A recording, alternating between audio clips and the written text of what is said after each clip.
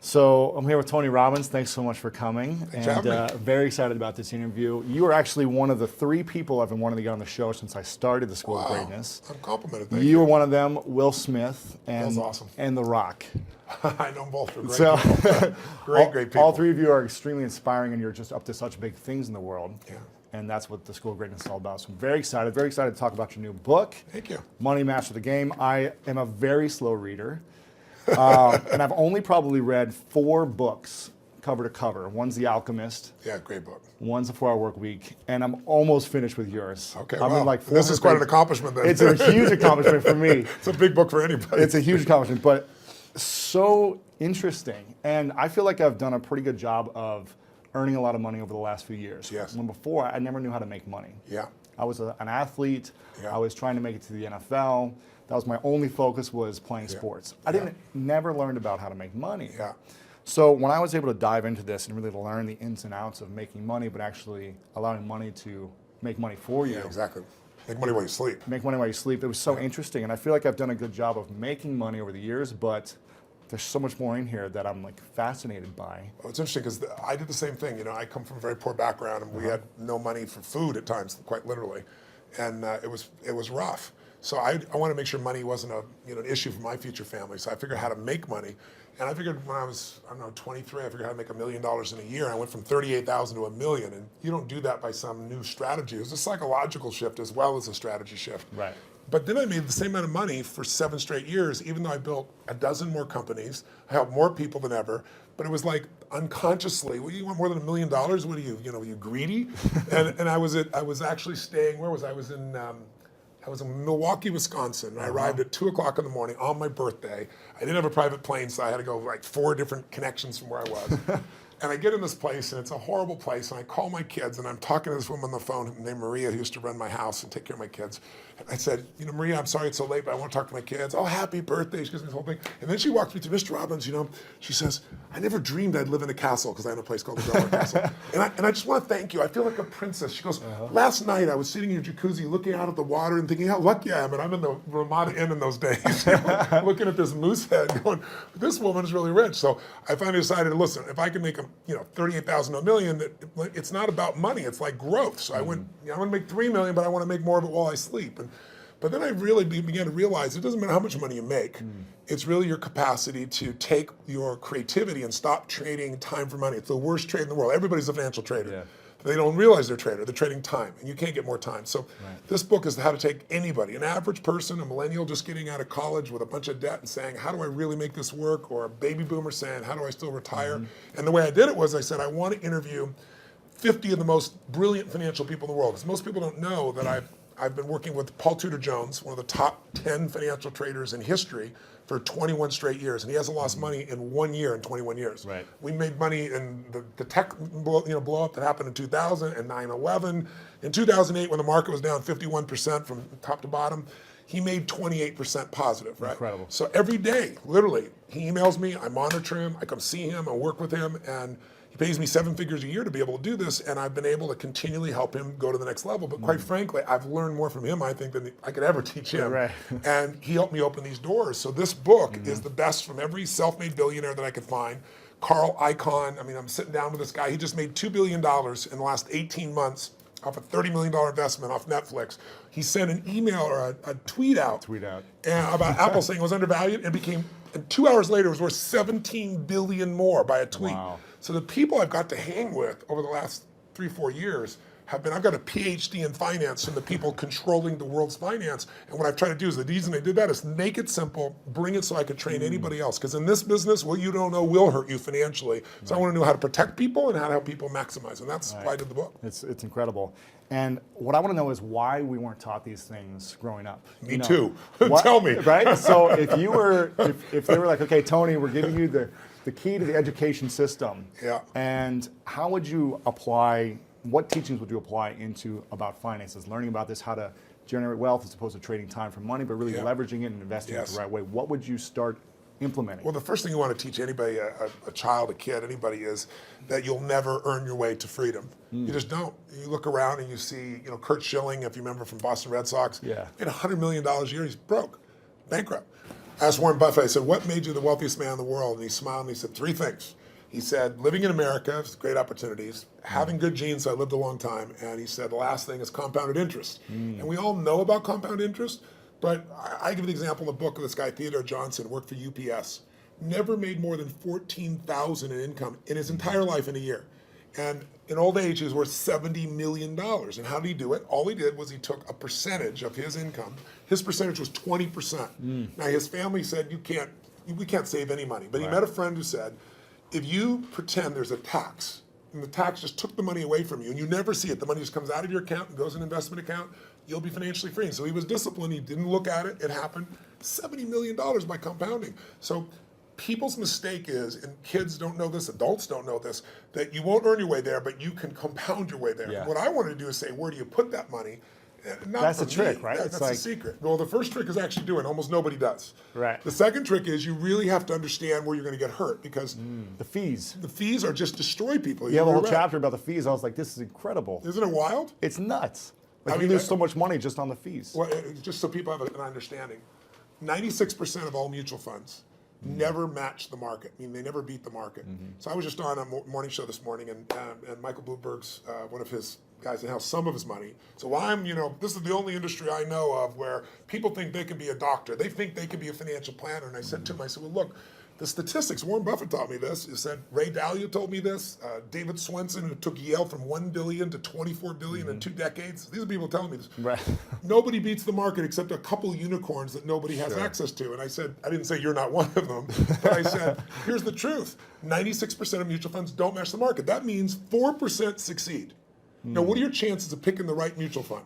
People don't know what they're doing. They put their money in a 401k. They pick a mutual fund not knowing what it is. If you play blackjack, and you and I play, and you get 2 face cards, and your inner idiot says, "Hit me! I want to get 1 chance in a million when you get an ace." You have an 8% chance of winning. Right. If you try to get a mutual fund, you got the 4% chance of winning. So what I show people is not only do you not get the result, thinking logically, if I hire someone else to do it, they'll do better than me. But in addition, you pay around 2,000% more than it's worth. Meaning you get the same exact product, the same stocks. If you own the index, right? You own a piece of all of America's best companies, say the Vanguard 500 index, 500 top companies, that costs 0.17%, like less than 0.2% versus the average mutual fund is 3.17. Incredible. So compound over time. But first, just hear that so you understand. It's like if the average car sold in America is a Honda Civic. It's $20,000. You can get the Honda Civic for $20,000, or you can pay $350,000. That's the difference between 0.17 and 317. But if you look at it over a period of how old are you? 31. 31, okay. So let's assume you and a couple buddies at 35 managed to put aside $100,000, and you manage not to add any more money, but to grow it at 7% in spite of ups and downs in the market. And you're 65, how much money do you have? Well, if you paid 1% in fees, over those 30 years, your $100,000 became $574,000. Not bad for never adding another dime. Right. If you had 3% in fees, had the same growth, but 3% in fees, you now have $324,000. Almost half as much. $250,000, 77% less money. And you had the same return. It was just the fees. So the world, most people, you ask them, what are your fees? They have no clue. Right. So I've created a site where people can go, they can type it in, you find exactly what your fees are and what you should be paying. And it's highway robbery. Where in the world would you pay $2,000% more for the same exact product? You can only do it because the financial industry makes things so opaque, so convoluted, and people feel overwhelmed. And hard to understand. Very hard to understand. That's why I try to come in here and go, look, time to become the chess player, not the chess piece. Yeah. Let me teach you so you understand what's going on. It's not that complex. They use all these big words, but when you know what's going on, you don't get screwed, and more importantly, you take advantage of the system instead of letting the system take advantage of you. Yeah, I like that. Now, you've coached some of the world's greatest athletes, former presidents, biggest CEOs. Who coaches you? I've had a lot of people asking me to ask you this question. Yeah. Who mentors you? Who coaches you today? I have always looked for people that were playing the game at a different level than I am and or knew the road ahead. I always tell people anticipation is power.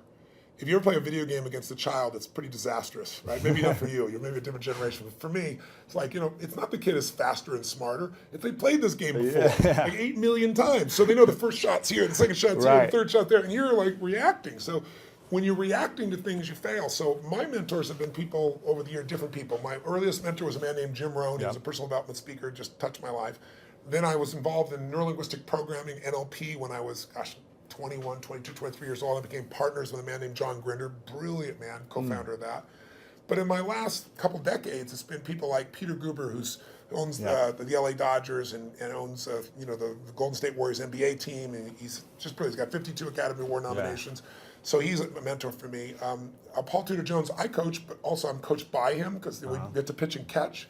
And then, I've got some people in my life that, like Steve Wynn is a dear friend of mine, built most of Las Vegas. He's brilliant. And these guys are all 18 years my senior, so they know the road ahead. And I'm able to learn from them in advance and then kind of anticipate things. And that, to me, is incredibly valuable. Yeah, very cool. Now, I want to ask you how you personally handle a breakdown. Because I've been to your workshop, and incredible experience. Thank you. And you teach people how to overcome their fears and how to handle breakdowns, but how do you personally deal with it? And do you even have any breakdowns? Yeah, they sent me a list of questions you had just to kind of give me a peek. That was one of the questions, and I was like, it's interesting. It's breakdowns, it's certainly not something I experience, but it's not because I'm so talented or so brilliant or so fearless. It's just, you're like an athlete. You're an athlete. Yeah. You're in shape, right? You're not going to have a reaction in your body like somebody who doesn't take care of themselves. Right. So, I don't believe in emotional intelligence. I think it's useful, but I'm more interested in emotional fitness, because intelligence is a capability. Fitness is a state of readiness. Interesting. If you are fit, you can take that demand right now and you can deal with it. You can deal with that physical stress, that emotional stress. Same thing's true with psychological fitness, emotional fitness, right? So I'm pretty fit, and part of that is not because I'm so smart. Part of it is that I've taught this for decades. I remember I had a woman who came to one of my seminars in early 80s probably, and she would run in this room, 10,000 people. I think it was, she went a couple of 10,000 person events, and she would get in this front row and fight her way through there. And she'd jump and go for it. And at one break, she came up to me, I was signing a book for her, and she says, she goes, Mr. Robbins, I've seen you at like 8 of these. She goes, I've seen you like when you're really, I know, I can hear your voice, you're hurting, or you haven't slept. And she goes, you always seem to be so up all the time. How come you're so up? And I said, well, part of it is I attend all these seminars. So I'm teaching it. So there's a fitness of that. But there's also, I've buried 3 fathers and 1 mother, and that affects your life. I've had a physician look me in the eye and say you have a tumor in your brain. Wow. And so I've had those moments that when you've had extreme stress and you push your way through it, you build psychological muscle. It's like it takes a lot to knock me off. In the early days, we didn't have $50,000 to keep the doors open. How do we do it? Then I had graduated to $5 million. I graduated to a partner of mine who kind of didn't do things well, and I ended up owning $100 million because I had to take on his debts. $100 million. But when you do all that stuff, now my companies do $5 billion, a year. So you keep expanding what I would call really the circle of the threshold of your influence. Sure. Everybody has a threshold of control, and if you get beyond it, you kind of freak out. So it takes a little bit more. I can't. So you don't really have breakdowns. I don't have a breakdown. I mean, do I get pissed off or get frustrated or tired? Yeah, but a breakdown, honestly, no. So how do you handle it if you get tired or something? I sleep when I can. Okay, cool. I mean, it's pretty simple. But when I've had challenging times, I mean, I have so many tools. Yeah. I pull them out. And mostly it's just like you as an athlete. You don't just physically break down. Right. You take care of yourself. So you're constantly training that. I think most people don't train their mind and emotions. It's like I think the most powerful muscles to me are not physical. They're as strong as important as they are. It's like faith is a muscle, courage is a muscle, determination is a muscle, playfulness is a muscle. Passion unexpressed weakens. Faith untested gets smaller. Yeah. So I'm always, I call it deep practice. I'm always pushing myself to the edge, and pushing yourself to the edge makes you stronger. Yeah. In the book, I was really excited to hear you talk about, you say the secret to wealth is gratitude. Somewhere in the book it says that. And I think maybe it was someone else you were referencing. Yes, it came from Sir John Templeton. And every day I practice gratitude. When I wake up, and every night I always try to say to my girlfriend or someone I'm talking to before I go to sleep, 3 things I'm most grateful for. That's great. Now why, so I was pleased to see that. I was like, I'm on the right track if I'm living in gratitude, but why is that the secret to wealth? Well, Sir John Templeton is probably one of the greatest investors in history. People don't know his name. He started out with nothing. He wasn't Sir, he wasn't from another country, he came from the US. And he decided that he wanted to understand wealth, and so he saved $10,000, a huge amount of money in those days. And when Hitler invaded Poland, he developed a belief. His belief was, you make your money in times of maximum pessimism. Like if you were around in 2008, 9, you remember what it was like, right? Yeah. You could have bought the Sands in Las Vegas, you could have bought their stock for $2.28. Today it's $67. Wow. It's a 3,000% return. It's not bad. You could have bought Citibank for less than $1, right? So people in those times, he understood that. And so what he did was, and everybody thought the world was going to end, he took $10,000, he bought every stock on the New York Stock Exchange that was $1 or less, including companies everybody thought were going bankrupt. But when things are bad, people think it's going to be bad forever. When things are good, they think it's going to be good forever. And they're always wrong. Life's cyclical. So there's a season for everything. So once we got through World War II and a few years later, guess what? Those same stocks made him a billionaire. So when I asked him, I said, what's the secret to wealth? His response really touched me. He goes, you know it, you teach it. I said, what's that? He said, gratitude. And I said, why do you say that? He said, because if you got $1 billion and every day you live pissed off and frustrated, the quality of your life is called pissed off and frustrated. Right. But if you have nothing, but you're euphorically grateful for whatever you have, you're the richest person that you're going to know. He said, so it doesn't matter how much money you got if you don't have gratitude. So I do the same thing, by the way. I have a process I call it priming, where I get up every morning. I do mine in the morning. I do this radical change to my body, kind of alter my state. And then I do 10 minutes, I never miss, and my first 3.5 minutes is what I'm really grateful for. And I make myself think of at least one of those three that's something really simplistic instead of something giant. The wind on my face, the look in one of my kids' eyes, something of that nature. And then I do 3 minutes of strengthening, healing, and I do 3 minutes of when I'm going to create my world. And I do that for a minimum of 10 minutes every day, because I believe you have to condition it. You don't just hope that stuff shows up. You set your intention each morning. Every day. Yeah, every very day. cool. So what are you most grateful for recently in your life? Gosh, so many things. Well, it's Thanksgiving, so one piece. Well, one is my daughter is 40 years old, and she's been wanting to have a child forever, and she's going to bring me a grandson in a few months, which is kind of cool. Congratulations. Thank you very much. That's cool. But also, it's Thanksgiving, so for me, it's a very emotional time, because my family was fed when I was 11, and we had no food at Thanksgiving, and it touched me so deeply, and I decided I was going to give back. So when I was 17, I fed 2 families, and then 4, and then 8, and then I didn't tell me I was doing it, and then I got my friends to do it, and my companies grew, and I've fed 42 million people now over 37 years. And but you have a challenge for this, right? This one, what I did is I decided, I'm writing this book, and in the middle of writing it, last summer, most people didn't even notice, Congress cut food stamps. They don't call it food stamps anymore, but I lived on them, so I know what they are, food stamps, with my family. Family lived on them. But they cut it by 8.7 billion, which means you eliminate 2 million people from the rolls overnight, and they still need to eat. Wow. So I support all these nonprofit organizations, and Feeding America is the largest in the country. And so I thought, I want to call attention to this. So if I donated all the profits of this book in advance, how many people could I feed? Because I normally feed 2 million through my foundation, and I match it. So we feed 4 million a year. And they said you could feed 10 million people. I was like, wow. I'm in. Wow. and then as the years gone by, I've gotten more and more inspired. And so now I'm going to feed 50 million people personally, not just from the book. I'm writing a larger check on top of it. But also, I'm working with Feeding America to get matching funds to feed 100 million people. Incredible. So to go from my family not being able to eat to feeding 100 million people is a pretty amazing sense of gratitude and a sense of grace. And I've done my part, but there's been grace in that as well. It's amazing. It's incredible what you're doing, and very inspiring. So thank you for doing that. So anybody gets the book, You're I'm feeding not getting any profits for you.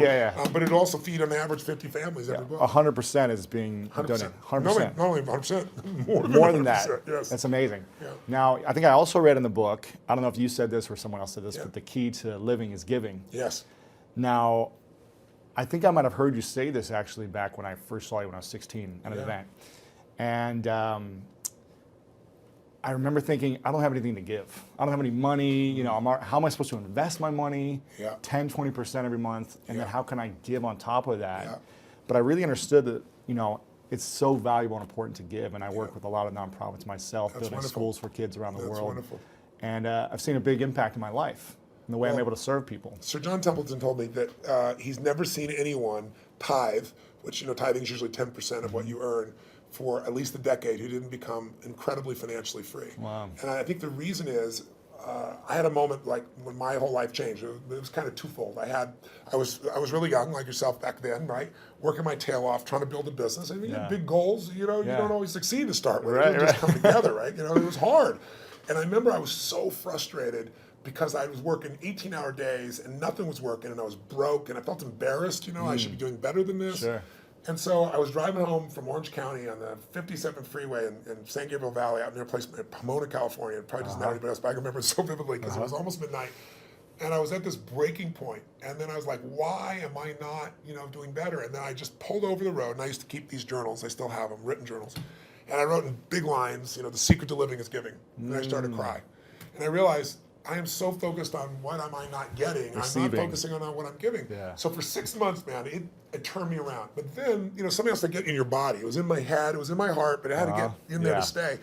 And I started going through some really tough times, and I lost everything financially. And I was mad at everybody because I loaned a friend $1,000, and I'd been doing well, and he didn't even return my phone call. Oh. And what changed me was I was down to, I don't know, 22, 23 bucks, something like that. I don't know, it was $24. Enough that I knew that I didn't have money for food for the next week, clearly. And I didn't have any prospects. And I was living in Venice in this 400 square foot bachelor apartment, feeling sorry for myself, getting pissed off. And I thought, you know what, I got to eat. So I'm not going to drive my car because I'm not going to spend the gas. I'm not going to pay for parking. Sure. I'm going to go to an all-you-can-eat place and load up for the winter, right? So I can get more, like one meal a day. Right. And so there's a place called Marina del Rey, not far from Venice. And it's a beautiful community, and it's right on the water. And there's a place called El Chorrito. It's still there. It's a little restaurant. It had taco bar and all that kind of stuff. So I walked there for the 3 miles, and I go, okay, I'm going to go and load up. And it was all about myself and getting through this.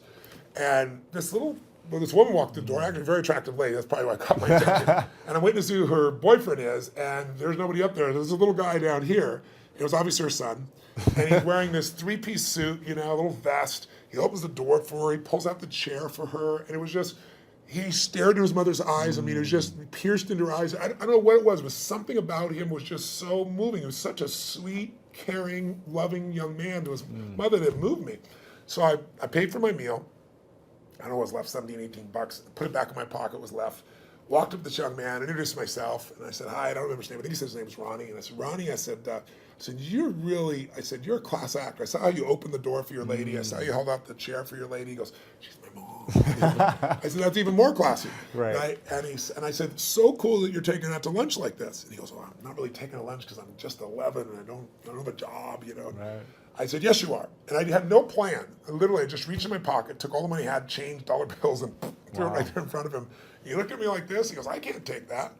I said, sure you can. He said, well, why? I said, because I'm bigger than you are. Right? And he got this big grin on his face. His eyes got this big. And I just shook his hand. I didn't even look at his mom. And I just walked out the door. But the reason I tell you the story is I had no car. I had no money. I was euphoric. I was like flying home. I mean, it was like, I probably looked like an idiot, probably skipping or something. I mean, I was just, and what I felt was, I should have been like, what the hell did you just do? I have no meal, or are we going to eat? Right. I went home that night, I laid out a plan, and the plan was going to take me, 10 days, 2 weeks. So I thought, well, people fast for a week. I could fast for a week, that type of thing. And I was in this great mindset about it. And I woke up the next morning, and I get the old regular snail mail shows up. And it's this guy I've called a zillion times who wouldn't return my call. I open it up, there's a check, $1,000 plus interest and an apology. Wow. So I'm sitting there and I started to cry, honestly, and I was just like, why did this happen, And I don't know if it's true, but I decided that day this happened because I did the right thing. Because I didn't have a plan, it wasn't a strategy. I just felt this little soul beside me, and I knew it was right, and I did it. And I didn't do it because I thought I could or I couldn't. I didn't even think about it. And that's the day I became a wealthy man, because I didn't have any money.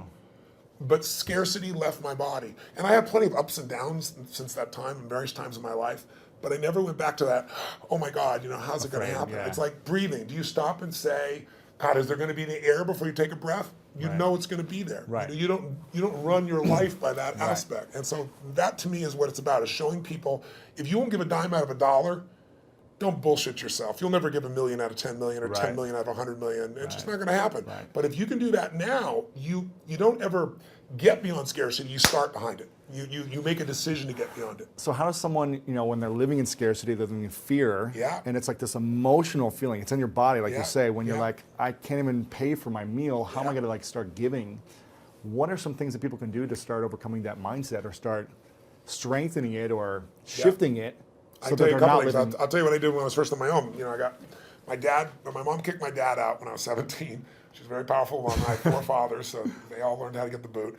She thought I was on his side, so she kicked me out next. I was 17. She chased me out with a knife. She wouldn't have hurt me, but I wasn't going back in the room. Wow. And so I had to figure out what to do.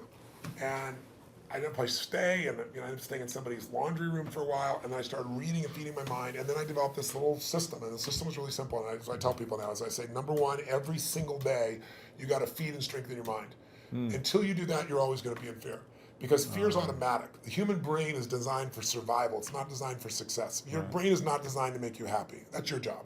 Right. And the only way you're going to do it is if you feed your mind, because otherwise weeds grow automatically.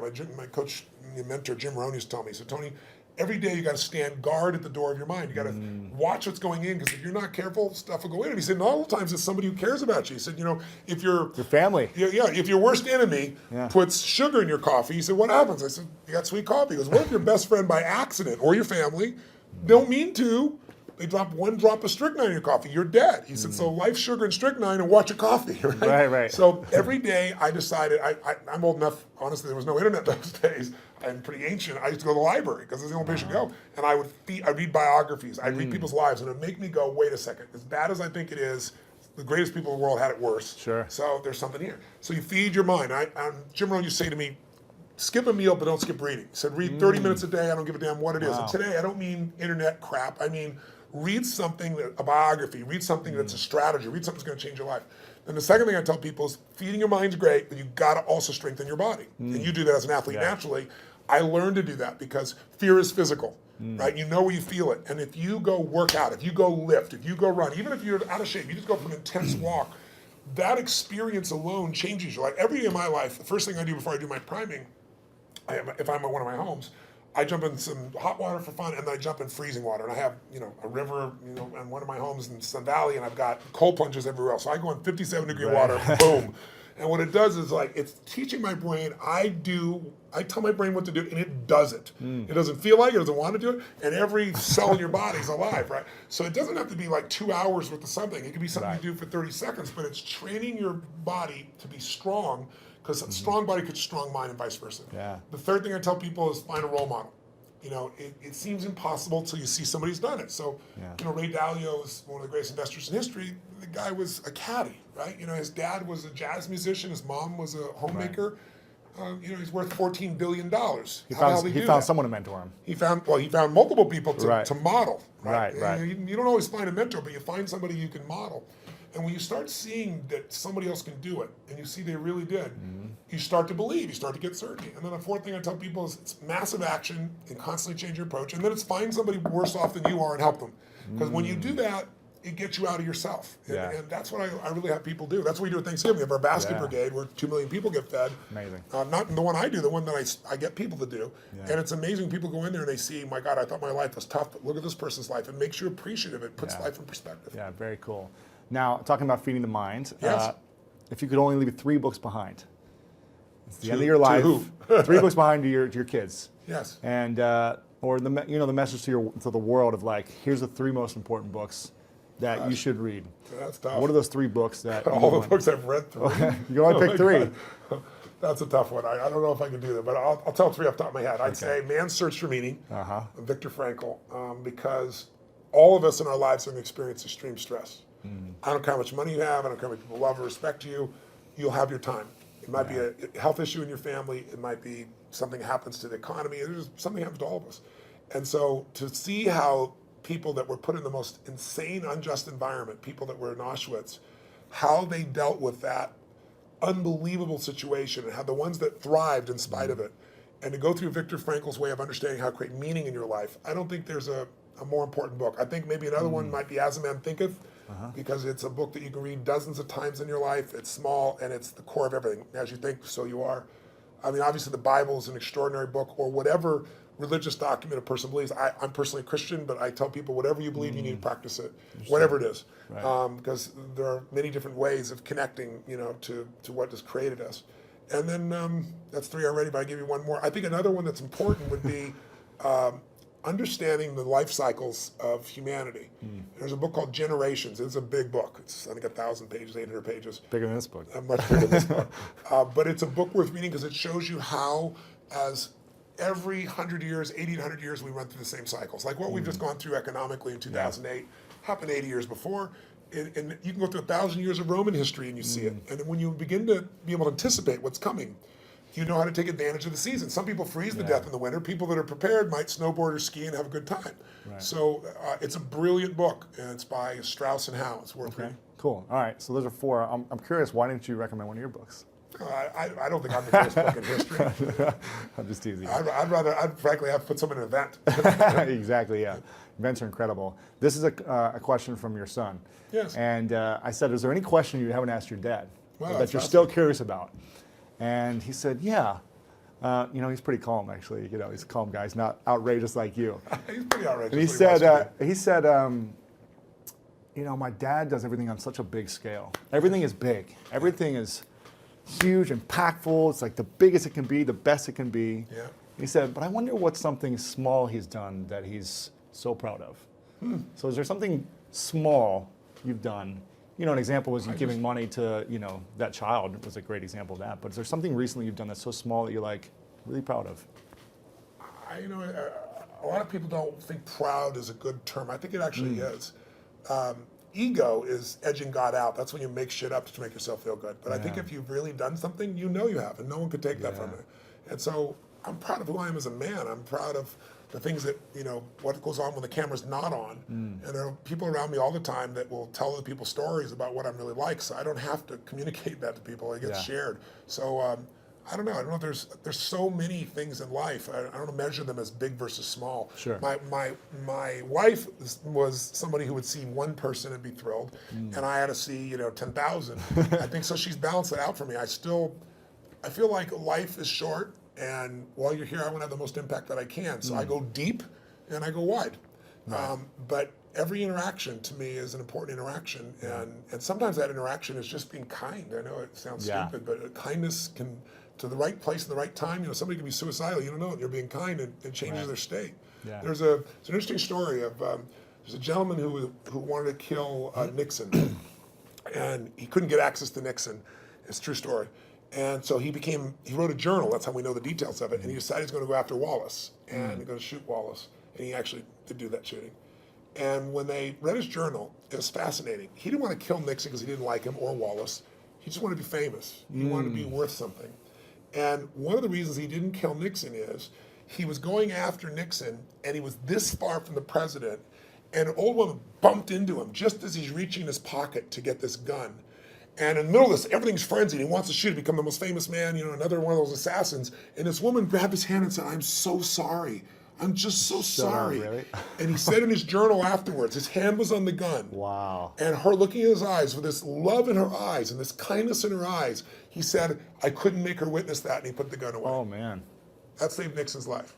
Wow. Right. So we went after Wallace, you know. But that's the power of a moment of kindness. So I think we underestimate. You know, somebody came and fed my family when I was 11 years old, you know. Obviously, the person must not be alive still because I've told the story these last 20 years. And they haven't reached out to me. Yeah. But, I mean, imagine what the impact of that was by that one little act of kindness. Crazy. Yeah, amazing. So go back to 31. You're 31, you're my age. Yeah. What are the 3 things you do with your money based on the information in this book? You know, we talk a lot about asset allocation. The fees, understanding where you're putting your money, and understanding finding a fiduciary, right? Yes. We talk a lot about that, but what would you do if you're making... Knowing what I know today? Yeah, go back, you're 31 years old, what would you be doing? Well, three things you do first. Well, you have a good income, so we're talking about you. Yeah, right? sure. Okay. So you're making 6 to 7 figures. Great, that's wonderful. Yeah. So what I would do in that range is I would take and I would model one of the best masters. If it was me, one of the people, asset allocation, so people are clear, is the one thing that I met with David Swenson. He took $1 billion, turned it into $24 billion in 2 decades, in 20 years. Just mind-boggling. $1 billion a year, right? Just think about that level of doubling. It's just mind-boggling. And I asked him, I said, what are the dials? What are the only dials we can touch? And he said, Tony, to increase your return, there's only 2 things you can do. He said, you can make better selections of stocks. He said, you can have better timing. He said, and you can have better asset allocation. He said, the first 2 will never happen because the first 2 cost you money. Got to hire somebody. Everybody's wrong on the timing. He said, asset allocation, which simply means dividing your money into different buckets. Some of those buckets are secure so that even though you think you're going to be a genius, you're going to make money no matter what, that money goes slower, but it'll always be there and it'll give you freedom for the rest of your life. There's a growth bucket, which is also a risk bucket. We forget that. Yeah. Because one of the things Ray Dalio taught me, he said, Tony, everybody invests in what they think they know. If you grew up with real estate, you're not a genius, but you made money in real estate because anybody can when real estate's going up. You think you're a genius. You think you know stocks. Oh, you're a genius, in 1999, right? You're a genius in 2010 when things started to grow a bit. He said, whatever you invest in your lifetime, that area is going to drop 50 to 70%. There's zero exception. He can show you mathematically and he can show you historically. Wow. So he said, you have to diversify even though you don't want to. And you have to divide these monies up. So every one of them taught me different asset allocations. But the one that I think is the most valuable for anybody to really take advantage of is Ray Dalio's. Because Ray Dalio's figured out, why is it in 2008, if your stockbroker, your financial planner said, we're going to protect you. We're going to put you half in stocks and half in bonds. Why did they both go down? You weren't protected at all. Same thing happened in 2000. And he figured something out.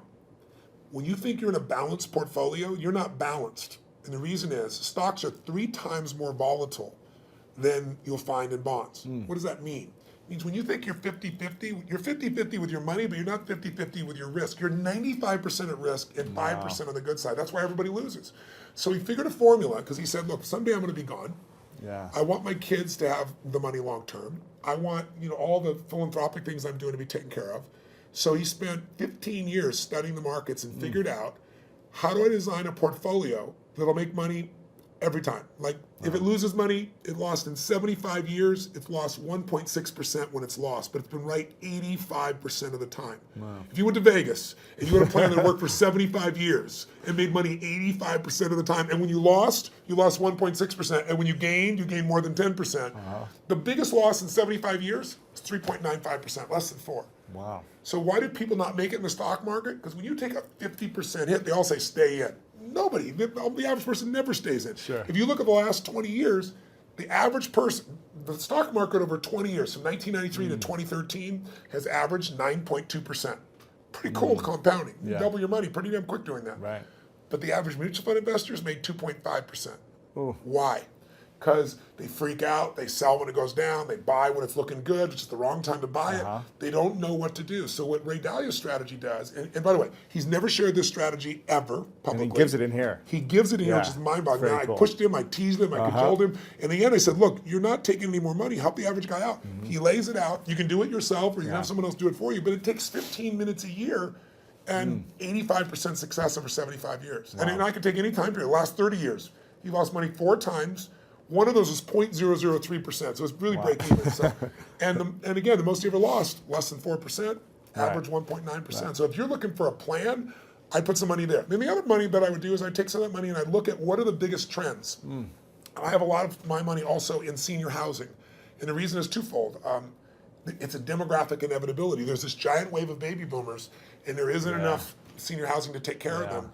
And I like it. I like to create a quality place for someone to be able to be lived and taken care of and so forth. But there's huge income from it, and there's the growth in the asset itself. Sure. So I'd be looking at what are the big trends, but I would make sure I locked down a segment of my money that I took a percentage of my income no matter what, and I made it really big, and I made it so I'd never have to work again. Sure. And that's where I am now. I don't have to work.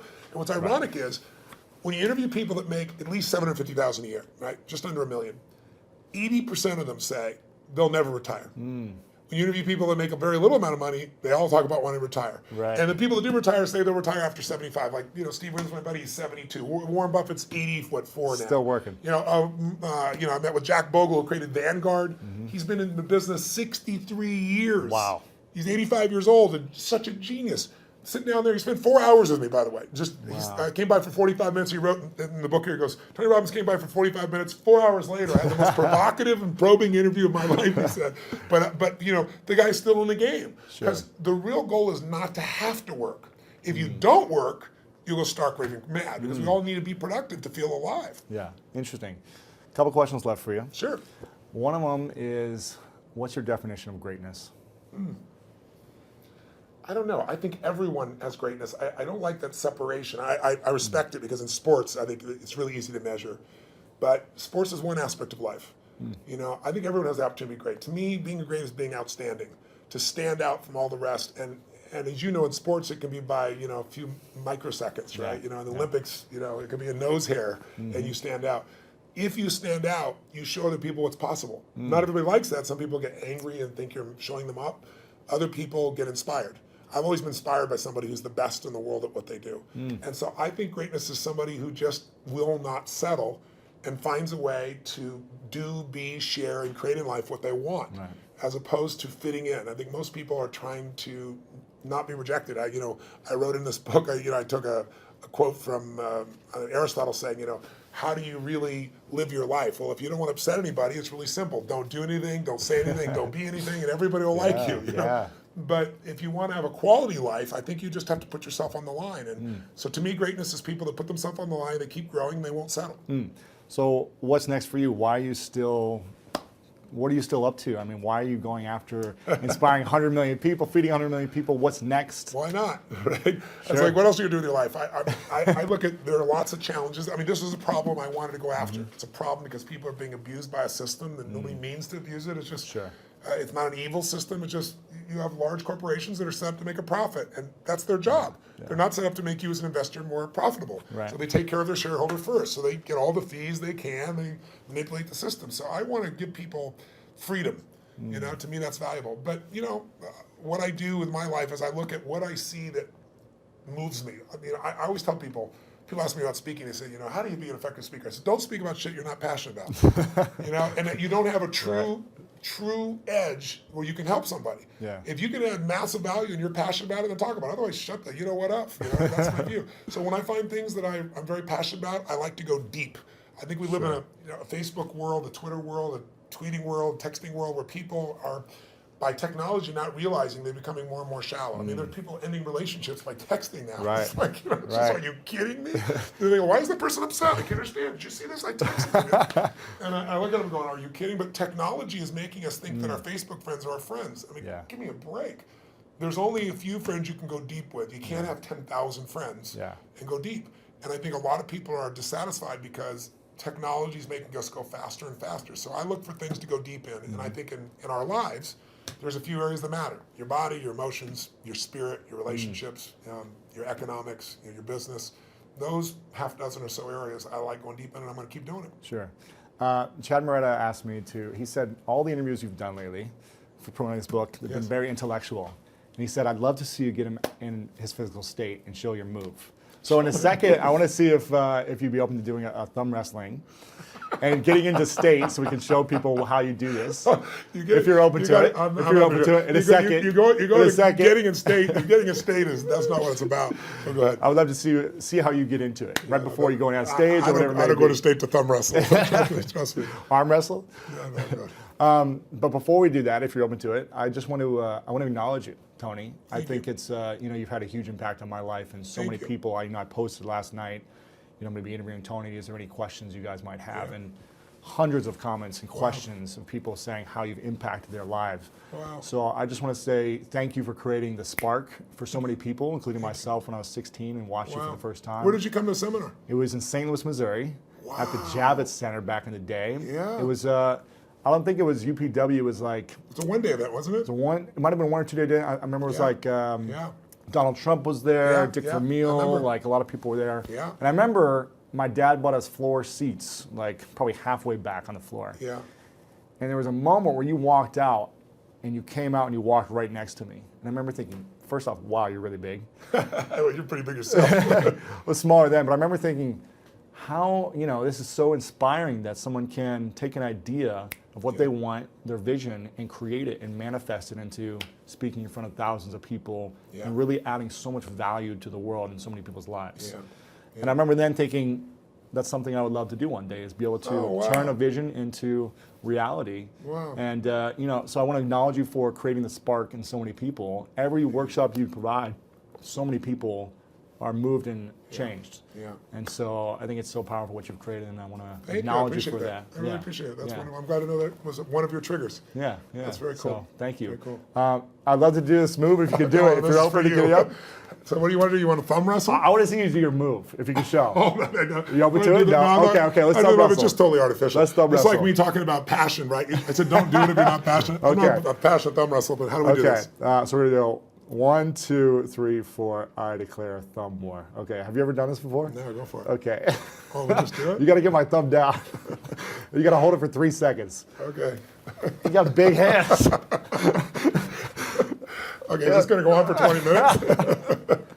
Oh, you got me. I think you gave it to me. You gave it to me too easily. Dr. Robinson, thank you so much, man. Thank I you. appreciate it. Thank you so much.